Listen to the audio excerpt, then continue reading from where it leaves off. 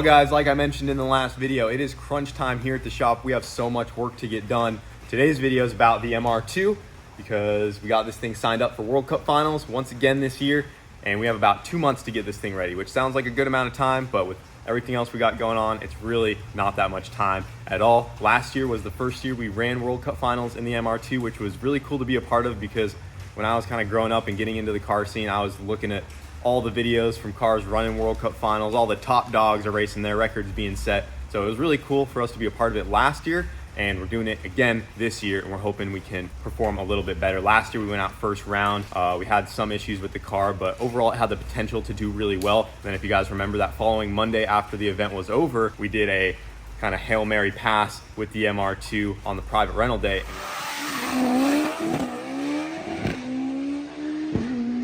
There we go.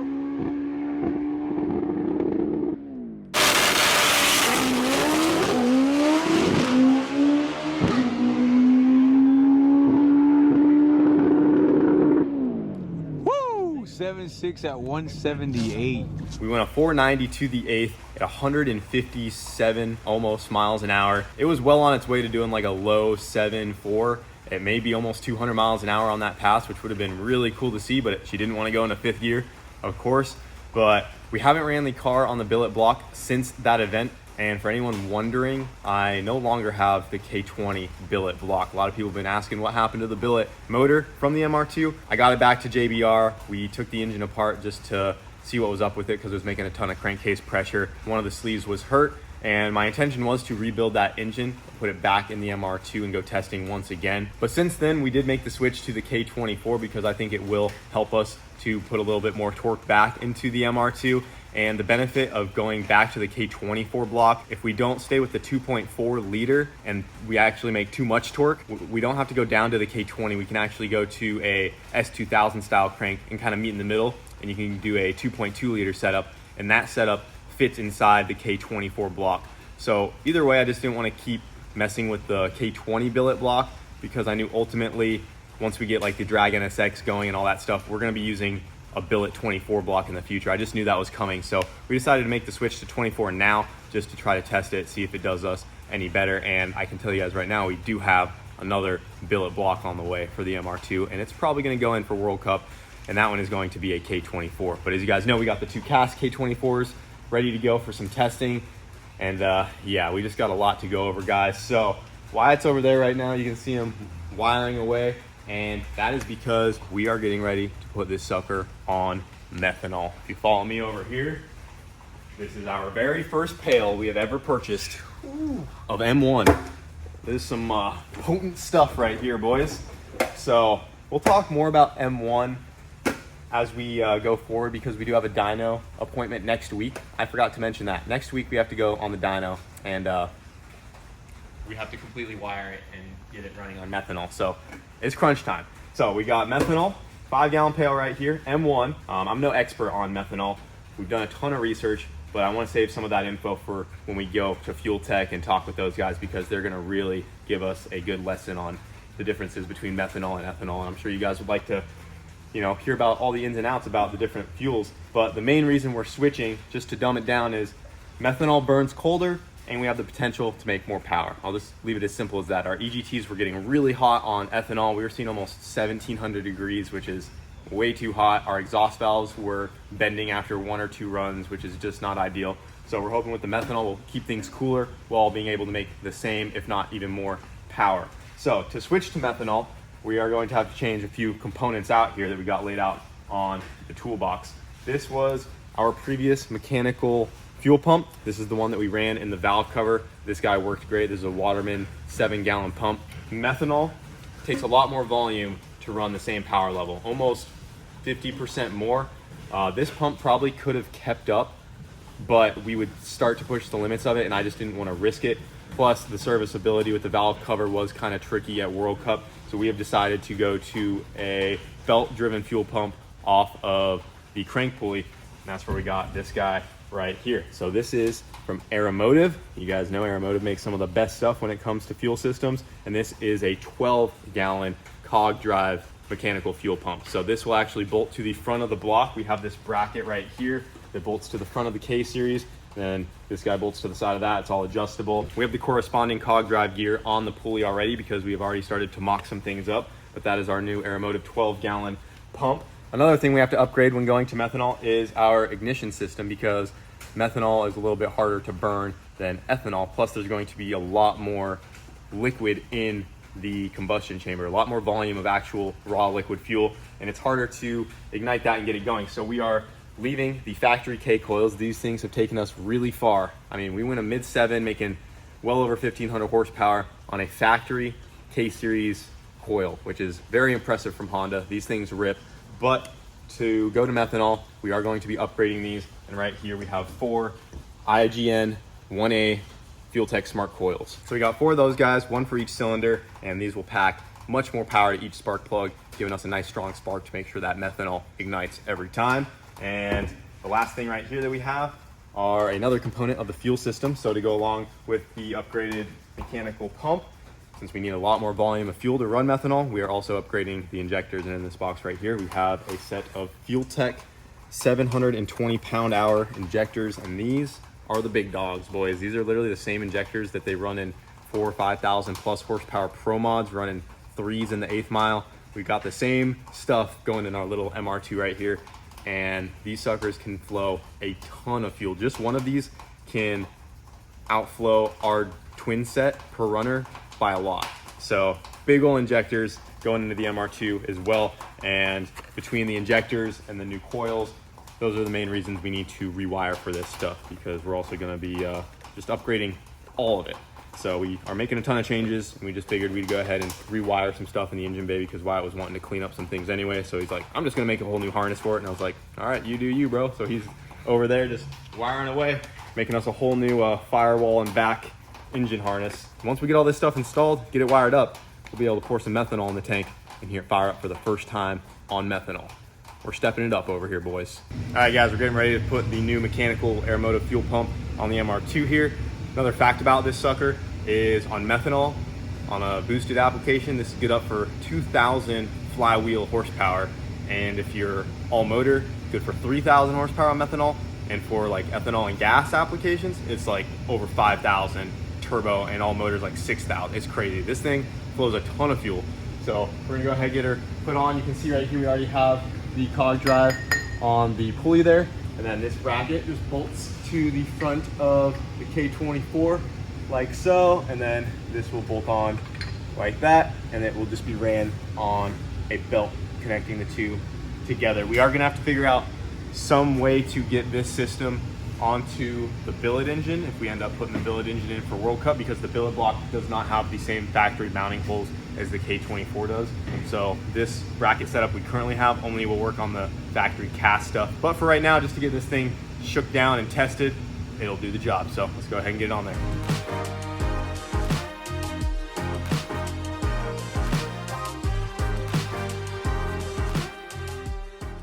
All right, guys, the new fuel pump is installed. You can see it right down there. It looks like it's pretty tight, but we do have plenty of room down in the corner there. You can see our feed line coming off that guy right there that will go to the rail. And we also upgraded the line going to the feed of the pump. It is now a -12. So we have a -12 going from the tank to the pump, and then it goes to a -10 out of the pump to the rail on the high pressure side.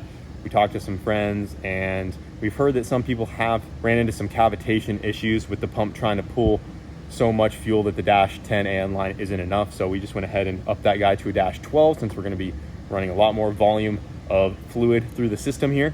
So we got that upgraded, pump's good to go, and now we can go ahead and get the injectors in. Got the fuel rail pulled off right here, and the MR2 used to have 8 injectors. We had 2 per cylinder, 2 per runner there. But now with the FuelTech injectors, these dogs flow so much fuel that we only need 1 injector per cylinder. We were going to try to run the smaller size. I believe they have like a 320 and a 520. We were possibly thinking about pairing 2 of the smaller ones up side by side, but these FuelTech injectors have such a wide body that we wouldn't have quite enough room to fit 2 side by side. They would hit each other.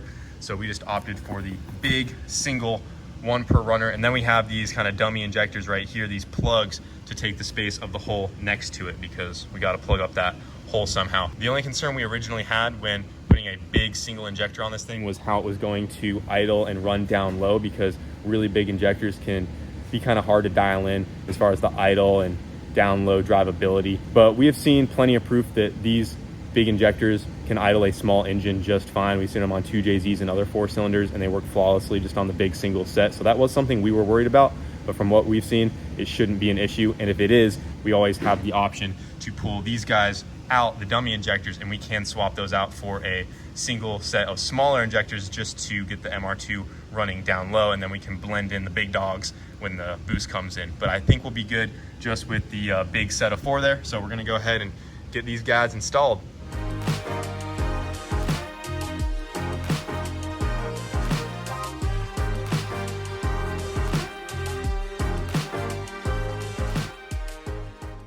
Well guys, it looks like we have some modifications to make to our old charge pipes to get the MR2 making some boost again. I went ahead and got the water to air intercooler mounted back up in the engine bay here. And now that we are back on a K24 setup, that K24 block is a 3/4 inch taller than the K20 was, lifting the head up 3/4 inches taller than where it was. And obviously everything attached to it is gonna move up as well.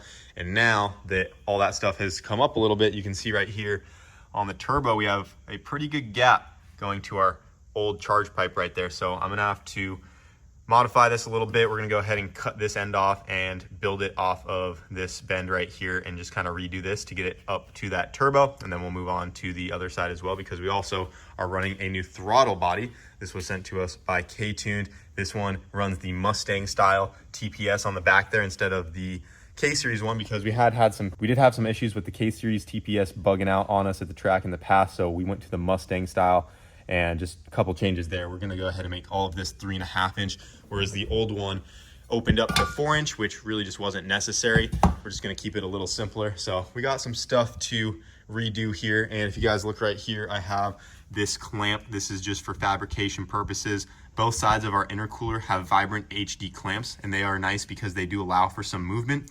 But this clamp holds those flanges nice and true to each other with a nice even space, and it will give us the maximum amount of flexibility once the HD clamps are on. But these V-bands right here, they go straight to the turbo, and then we have another straight V-band that's gonna go to the throttle body. Those guys need to be nice and straight. We don't want any weird angles going on there. Whereas the HD clamps, you can get away with some angle as long as the 2 O-rings are inside of this ring. It will seal up nice and tight. So we have 2 HD flexible clamps there because this is hard mounted to the chassis. So if the engine vibrates or moves around, these do have some wiggle room. So we'll go ahead, chop it about right there. I'll reuse this V-band right here, build out some new pie cuts and just, play with it to get this right. And then we'll move on to making a whole new charge pipe going from this side of the intercooler into the throttle body there. And then we should be good to go and we can make some boost again.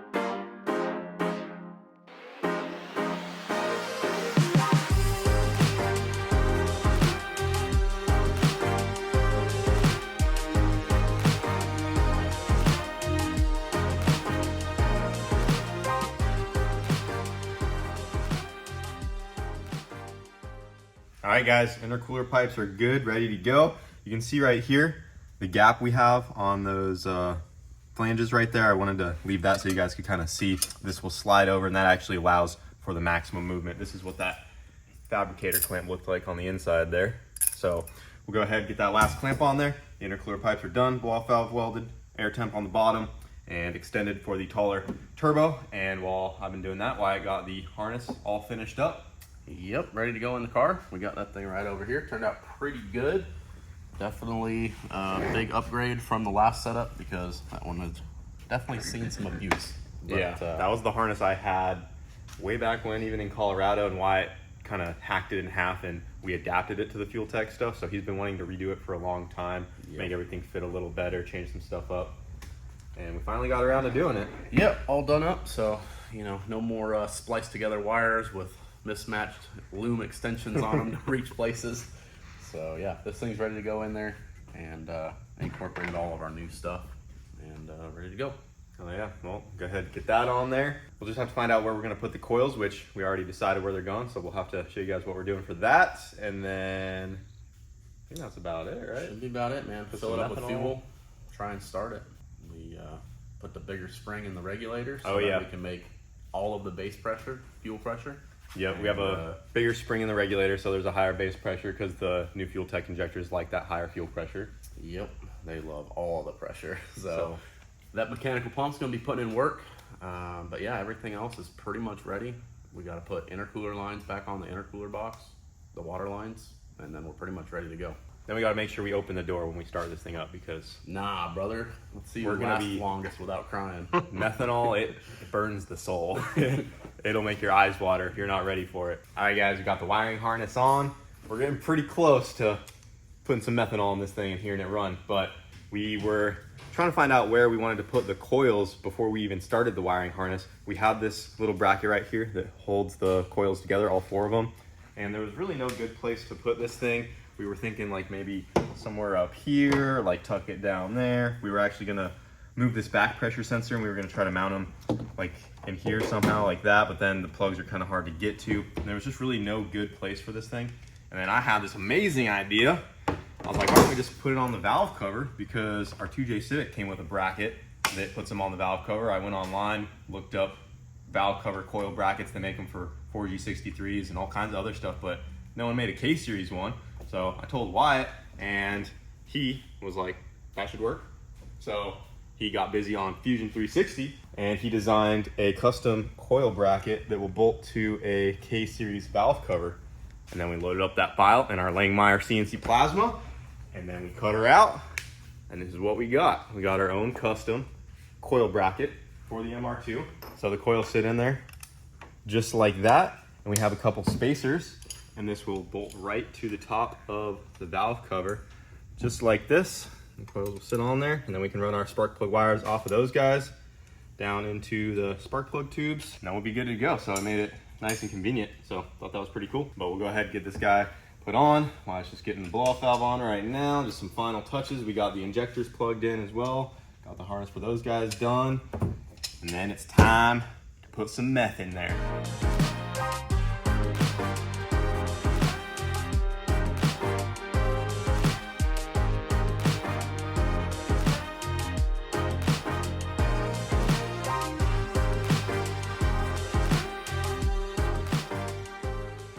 Looking professional.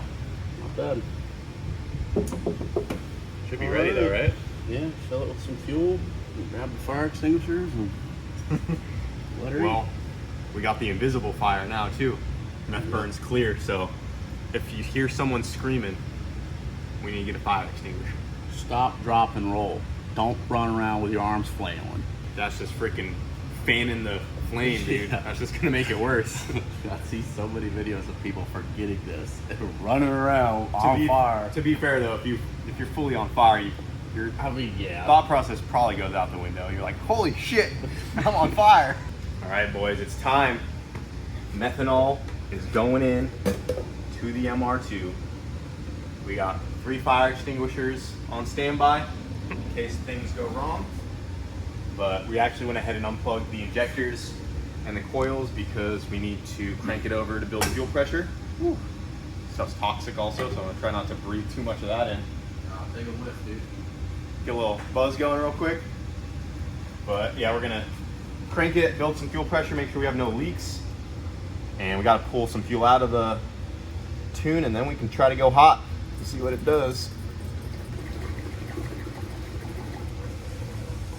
That should be plenty for right now. It actually does kind of smell a lot like E85. A little different, similar. All right, boys.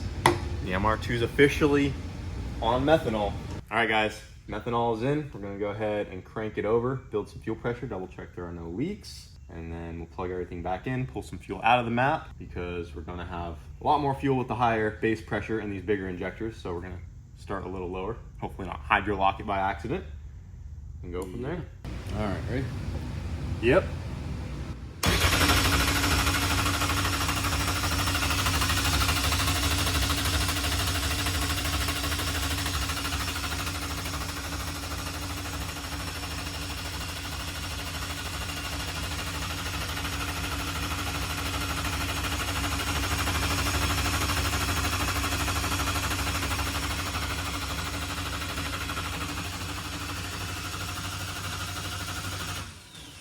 About 77 pounds of fuel pressure. So we No need to leaks? go up a little bit more, nothing? Yeah, we're good. Nice. All right, we'll crank this up a little more and should be good to go. I'll try and start this thing. All right. So should I go ahead and plug everything in? Or do you want to verify? Let me do it one more time, All right. verify, and then we should be good. All right, guys, got her backed up to the door. Started raining. Got fire extinguishers ready just in case. But we are ready to fire this thing up on methanol. All right, you ready? Fire in the hole. All right. Oh, that was right away. Ooh.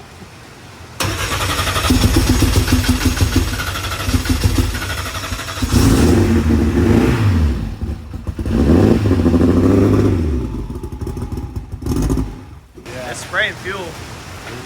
probably condensation. It might be condensation. That might be fuel. Yeah, that's fuel. Oh, yeah, that's fuel. I think that's fuel. 140 psi. 140? Yeah. Jeez. Back that down just a touch. We literally had fuel coming out of the exhaust. So she was a little rich.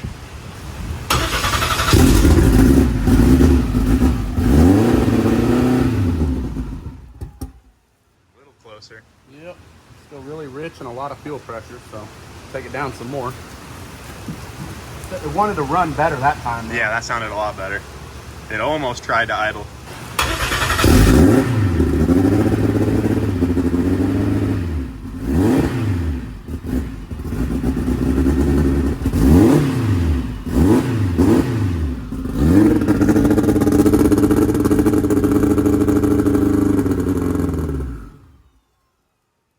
All right, guys, we didn't have it running for too long, but we are going to call it there because we still have a lot of things to get done for tomorrow because this thing needs to be loaded up and on the way to Georgia to Fuel Tech to dyno it. Yep. With any luck, that'll go smooth. But like I said, just some things to button up on this before we do that. And with any luck, we can put up a decent number tomorrow. Well, technically Thursday. But Yeah, there was a lot of work in this video, so nothing too exciting. Just a lot of, fabricating and wiring on Wyatt's end to get her done. And hopefully in the next video, it'll be a little bit more exciting. Get this thing on the dyno. I can't say we're gonna set a new dyno record for the MR2, but we definitely want to get this thing making some good healthy horsepower on methanol, make sure everything's happy and healthy. Maybe we'll crank it up. We'll see how it goes. yeah, it's a lot safer to blow it up on a dyno than it is going down the track. So definitely get our feet wet with it there and see if we can't make some power and just get a handle on the new setup. We're gonna close this video off here, and in the next one, we are going to get this thing loaded up and heading back to Fuel Tech because those guys,